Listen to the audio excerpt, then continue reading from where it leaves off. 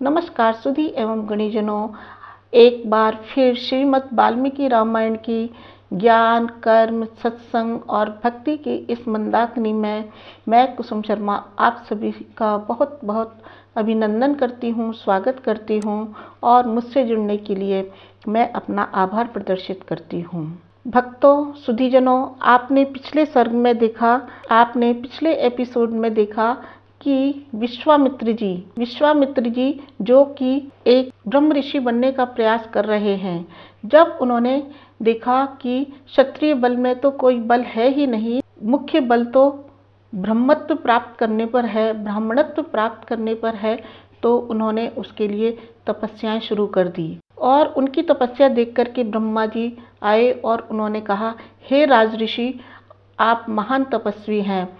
तब इस पर उन्हें और भी ज़्यादा शुद्धता हुई कि अभी भी मुझे क्षत्रिय ही समझा जाता है, ब्राह्मण नहीं समझा जाता। और इसके उपरांत उन्होंने त्रिशंकु के लिए एक नए स्वर्ग की स्थापना की और शून्यशेप को जीवन दान दिलाया। इस प्रकार के कर्मों को करने के बाद वह पुनः उग्र तपस्या में लग गए। तो ये सब कथा जनकपुर में श्री राम जी को जनक जी के कुलगुरु शतानंद जी सुना रहे हैं।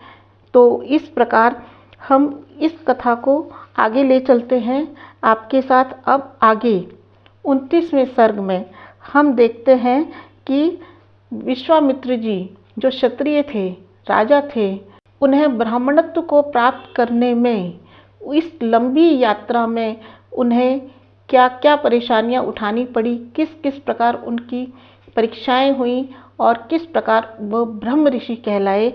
तो आ जाइए मेरे साथ और इस कथा में, इस एपिसोड में लास्ट तक मेरे साथ बने रहिए।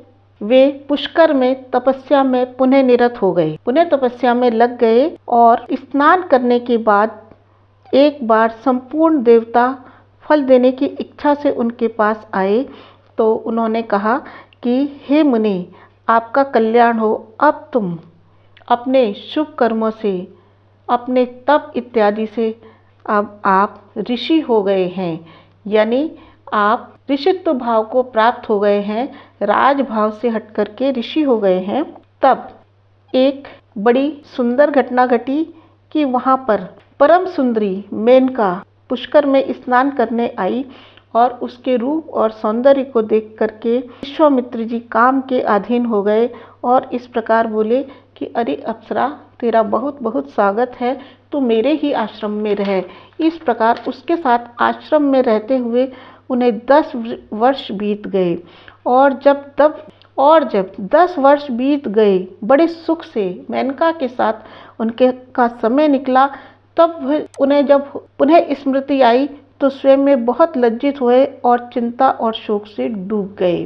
तब विश्वामित्र जी ने सोचा, सर्वसुराणां कर्म एतत् तपोहरणात् महत् अहोरात्रापि देशेन गता संवत्सरो दश। सर्वसुराणां कर्म एतत् तपोहरणात् महत् अहोरात्रापि देशेन गता संवत्सरो दश। सर्वसुराणां कर्म एतत्, कि ये तो सब देवताओं का कर्म है।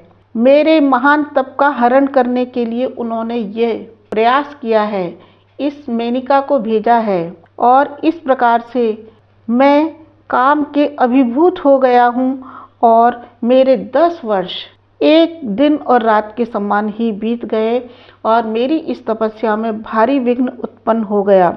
तब इसके उपरांत जब मेनिका ने देखा कि विश्वामित्र ऋषि उससे रुष्ट है तो वह कांपने लगी, परंतु विश्वामित्र जी ने उसका स्वागत किया और उसे प्रेम सहित विदा कर दिया।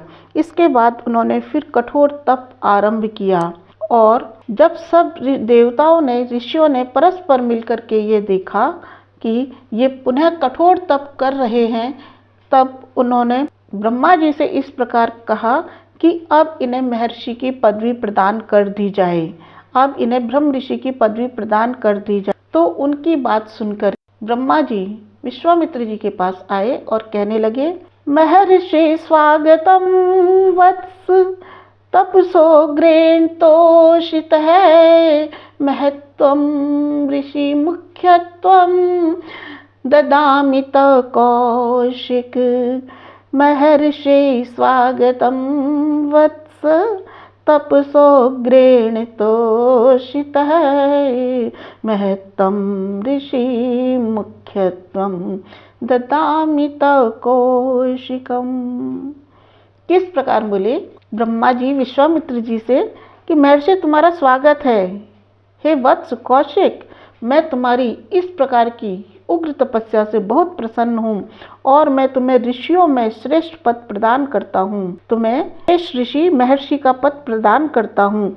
इस पर विश्वामित्र जी ने हाथ जोड़कर प्रणाम किया और इस प्रकार बोले, हे ब्रह्मन, हे भगवान, यदि आप मेरे शुभ कर्मों के फल से मुझे ब्रह्म ऋषि का पद प्रदान कर सकें, उसकी मुझे उपाधि दे सकें, तो मैं अपने आप को जितेंद्रिय समझूंगा।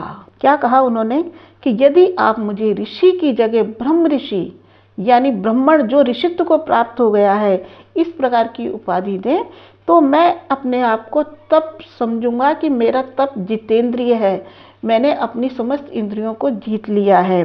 तब ब्रह्मा जी ने कहा कि मुनि श्रेष्ठ, अभी आप जितेंद्र नहीं हुए हो, अभी आपने इंद्रियों को नहीं जीता है, इसके लिए अभी और प्रयत्न करिए। ऐसा कहकर ब्रह्मा जी तो वहाँ से चले गए और फिर विश्वामित्र मुनि घोर तप करने लगे। दोनों भुजाएं ऊपर उठा करके किसी आधार के खड़े रहे, वायु पी करके तप करते रहे, पंचाग्नि का सेवन करते रहे, खुले आकाश के नीचे, सर्दी में, बरसात में, गर्मी में हजारों वर्ष तक उन्होंने घोर तपस्या की। उनका इस प्रकार का घोर तप देख करके इंद्र ने एक रंभा नाम की अप्सरा से इस प्रकार कहा, सूर्य कार्यमिदं रंभे कर्तव्यम सुमहत त्वया लोभिनं कौशिकस्य काम मोह समन्वितम्। सूर्य कार्यम इदं रंभे कर्तव्यम सुमहत त्वया लोभिनं कौशिकस्य काम मोह समन्वितम। उस इंद्र ने जो कभी अच्छा कार्य करता ही नहीं, उस रंभा से इस प्रकार के कहा कि हे रंभा, देवताओं का एक बहुत बड़ा कार्य तुम्हें करना है, तुम्हें इसे पूरा करना ही होगा। तू महर्षि वाल्मीकि के पास जा, उन्हें लुभा ले और जिससे वे काम और मोह के वश में हो जाएं, फिर इस प्रकार से उनकी तपस्या भंग हो जाए। तो वह अप्सरा पहले तो बोली कि हे सुरपते, इन महामुनि विश्वामित्र जी का क्रोध बहुत भयंकर है, वो मुझ पर क्रोध करेंगे, तो इसलिए मैं वहाँ नहीं जा सकती। तब इंद्र ने उससे इस प्रकार कहा कि रंभा, तू भय मत कर, तेरा भला अवश्य होगा, तू मेरी आज्ञा मान ले। और उसे किस प्रकार से, कोकिलो हृदय ग्राही माधवी रुचिरिद्रम अहम कंदर्प सहिते स्थास्यामि पार्श्वे। कोकिलो हृदय ग्राही माधवी रुचिरिद्रम अहम कंदर्प सहितः स्थास्यामि पार्श्वे। कि जब बसंत ऋतु में प्रत्येक वृक्ष नवीन पल्लवों से भर जाए और सुंदर शोभा धारण कर ले, और जब कोयल मधुर स्वर निकाल रही हो, तब मैं तेरे पास रहूँगा। फिर कहा, त्वं हि रूपं बहुगुणं कृत्वा परं भास्वरं तं ऋषिं कौशिकं भद्रे भेद्यस्व तपस्विनम। दूसरे की तपस्या को देख करके इंद्र को जितनी जलन होती है किसी को नहीं होती है। इसीलिए मित्रों, आपको एक मुख्य ज्ञान की बात बताती हूँ कि जब भी हम कभी जप करें, तप करें, कुछ भी करें, तो थोड़ा सा जल पृथ्वी पर डालकर उसका तिलक अवश्य करें, नहीं तो हमारे तप का फल इंद्र ले जाता है। तो मित्रों, आगे उसने रंभा को क्या कहा कि हे रंभा, तू अपनी परम क्रांतिमान प्रेम के भावों से अपनी मोहिनी इस प्रकार से आकर्षित करने वाली बना करके, सब गुणों से संपन्न होकर के, जिससे किसी भी ऋषि को लुभाया जा सके, विश्वामित्र की तपस्या विचलित कर दे। विश्वामित्र की तपस्या विचलित कर दे। इस प्रकार से इंद्र ने उसे पढ़ा करके भेजा और फिर उस अप्सरा को आखिरकार जाना पड़ा।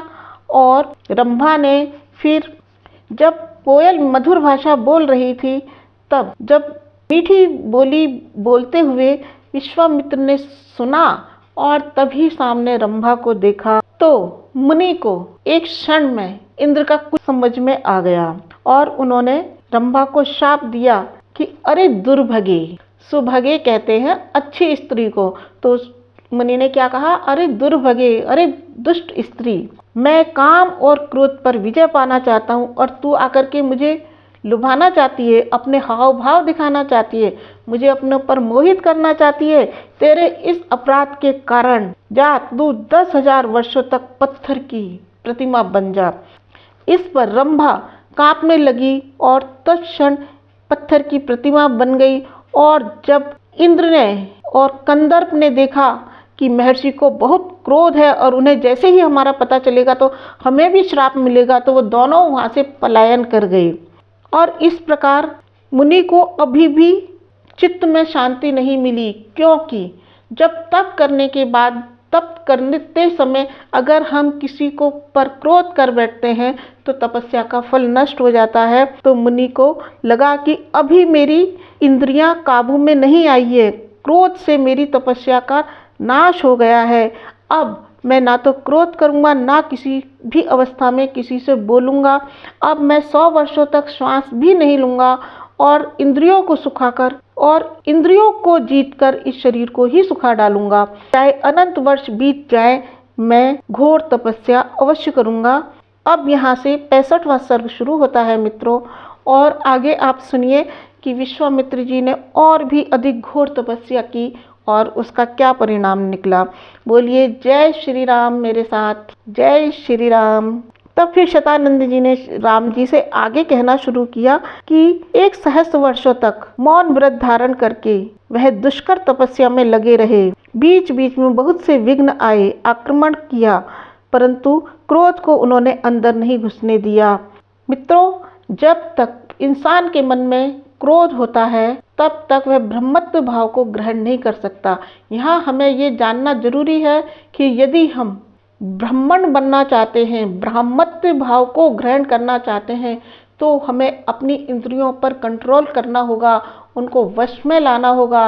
अपने क्रोध पर, राग पर, द्वेष पर, वैमनस्य पर, ईर्ष्या पर, इन सब पर कंट्रोल करने के कारण ही ब्राह्मणत्व आता है। और ब्राह्मणत्व यद्यपि जन्म से होता है, परंतु अगर इन पर कंट्रोल कर लिया जाए, यदि इन पर विजय प्राप्त कर ली जाए, तो विश्वामित्र भी जिस तरह से ब्रह्म ऋषि पद को प्राप्त हुए, हर मनुष्य किसी भी जाति में जन्मते हुए भी ब्राह्मणत्व भाव को प्राप्त करता है। यह इस सर्ग का विशेष मुख्य उद्देश्य है। लीजिए कथा में आ जाइए दोबारा। जब उनका तप का अनुष्ठान पूर्ण हुआ और वो व्रत समाप्त करके अन्न ग्रहण करने के लिए तैयार हुए, जैसे ही विश्वामित्र जी तैयार हुए, उसी समय, क्योंकि इंद्र को तो चैन ही नहीं पड़ रहा था कि वो इतना भयंकर कठोर तप करके पता नहीं मेरे राज्य मांग ले, मेरा सिंहासन मांग ले, तो वह ब्राह्मण का वेश धारण करके उनसे अन्न मांगने आ गया। तब उन्होंने सारा तैयार किया हुआ भोजन उस ब्राह्मण को देने का निश्चय कर डाला। और जब उनके पास कुछ नहीं बचा तो वो बिना खाए पिए रहे, परंतु उन्हें बिल्कुल क्रोध नहीं आया और मौन अवस्था में वैसे के वैसे ही रहे। उन्होंने अनुष्ठान आरंभ कर दिया। पूरा 1000 वर्ष गुजर गए, तब उन्होंने सांस तक नहीं ली। जब उन्होंने सांस तक नहीं ली तो उनके मस्तक से धुआं नहीं निकलने लगा, क्योंकि सांस ना लेने के कारण जो प्राण वायु था वो मस्तक के थ्रू अंदर आने लगा और बाहर जाने लगा, तो अग्नि उठने लगी और उसमें से धुआं निकलने लगा। और जब अग्नि उठने लगी तो देवता, ऋषि, गंधर्व, नाग, सर्प, राक्षस सभी उनकी तपस्या पर मोहित हो गए, सबकी क्रांति फीकी पड़ गई, वो सब बहुत व्याकुल हो गए और पितामह ब्रह्मा जी से इस प्रकार बोले कि अनेक प्रकार के निमित्तों द्वारा महामुनि विश्वामित्र जी को लोभ, क्रोध इत्यादि दिलाने की चेष्टा की गई, परंतु वे अब अपनी तपस्या में इन सब से बहुत आगे बढ़ चुके हैं। वो जितेंद्रिय हो गए हैं, उन पर किसी इंद्रियों का कोई असर नहीं आता है, कोई फर्क नहीं आता है। फिर उन्होंने कहा कि ये जो अग्नि जो निकल रही है, ये जो धुआं निकल रही है, इससे तीव्र अग्नि निकलेगी उनके मस्तक से, उनके मस्तिष्क से जो तीव्र अग्नि निकलेगी उससे तीनों लोकों का नाश होने लगेगा। तो उन्होंने किस प्रकार कहा, ना हय अस्ति वृजिनम किंचिद सूक्ष्मम अप्युत न दीयते यदि त्वस्य मनसा यदभीप्सितम, कि यदि आपने इन्हें अभीप्सित वस्तु नहीं दी तो क्या होगा। ना यस्य वृजनम किंचित सूक्ष्म अप्युते, कि बहुत कोशिश करने पर भी हम इनमें छोटा सा भी कोई दोष नहीं देख पा रहे हैं।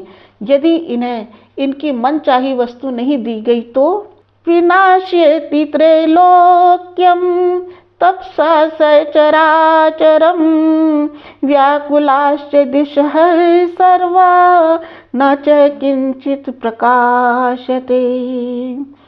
विनाश्यति त्रैलोक्यम तपसा सचराचरम,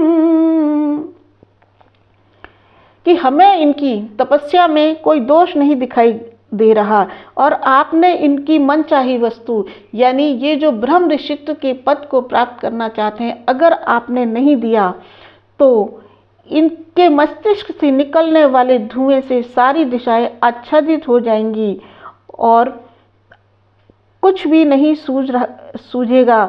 और इस समय भी कुछ नहीं सूझता है। समुद्र शुद्ध हो गए हैं, सारे पर्वत विदीर्ण हो गए हैं, धरती डगमग हो रही है, प्रचंड आंधी चलने लगी है और नास्तिक लोग कुछ कर्मानुष्ठान नहीं कर पा रहे हैं। तीनों लोकों के प्राणियों का मन शुद्ध हो रहा है।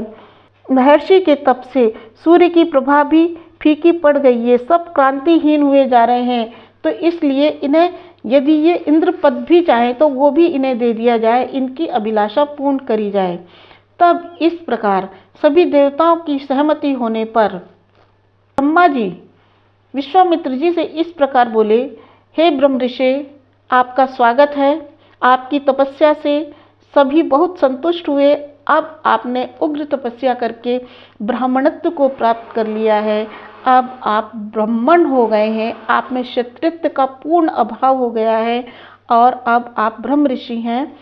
अब आप समस्त मंगलों के भागी बनो और सुखपूर्वक आप रहिए।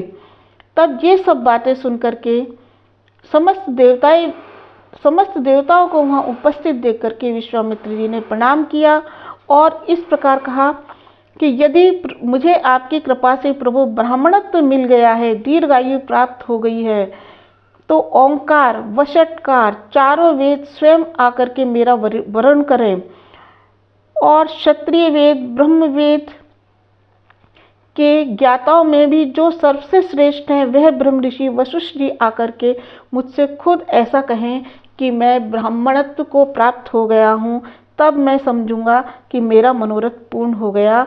अब सब देवता जाकर के यहाँ पर से विश्राम करें। इस पर सभी देवता वशिष्ठ जी के पास गए और वशिष्ठ जी ने तब आकर के विश्वामित्र जी को ब्रह्म ऋषि कहना स्वीकार कर लिया और कहा कि हे मुने, अब आप ब्रह्म ऋषि हो गए, इसमें संदेह नहीं है। तुम्हारा ब्राह्मणोचित संस्कार संपन्न हो गया। और फिर सब जो जैसे थे वहीं पर लौट आए। इस प्रकार शतानंद जी कहते, हे राम, इन महात्मा ने कठोर ब्राह्मणत्व को प्राप्त किया है।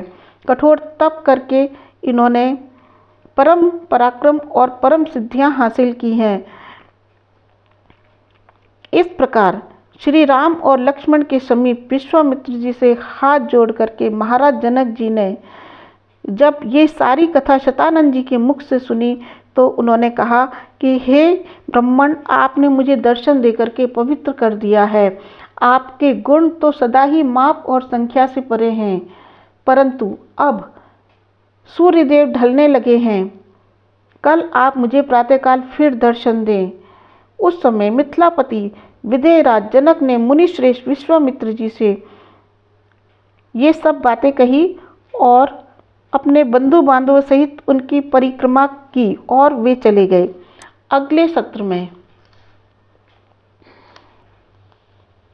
अगले 30वें एपिसोड में मित्रों देखिएगा कि राजा जनक जी द्वारा धनुष यज्ञ का परिचय श्री राम को देना और अपना निश्चय बताना कि जो इस पर त्रिज्या चढ़ा देगा मैं उसी से अपनी पुत्री सीता का विवाह करूंगा, और श्री राम द्वारा धनुष भंग करना, फिर अयोध्या में संदेश भेजना और दशरथ जी की बारात की तैयारी, ये सब हम देखेंगे अगले एपिसोड में। तो मित्रों, साथियों, भक्तों, सज्जनों, बने रहिए मेरे साथ। बंधुओं, हम भारतीय संस्कृति के लिए, भगवान श्री राम की इस आध्यात्मिक भूमि के लिए और संस्कृत के लिए, संस्कृत के प्रचार और प्रसार के लिए